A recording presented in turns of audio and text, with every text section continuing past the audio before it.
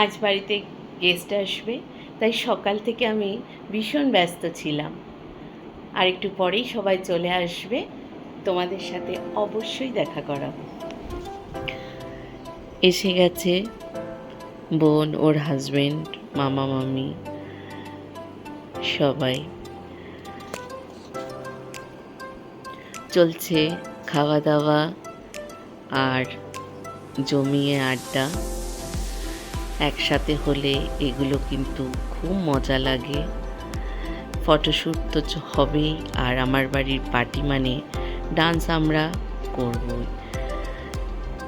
রিলেটিভরা আসলেই কিন্তু এইসব মজাগুলো খুব খুব মনকে শান্তি দেয়।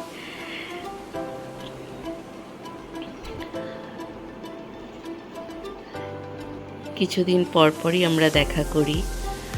ডিনার লাগিয়ে দিয়েছি, ডিনার টেবিলে একসাথে সবাই মিলে খাওয়া দাওয়া সারলাম।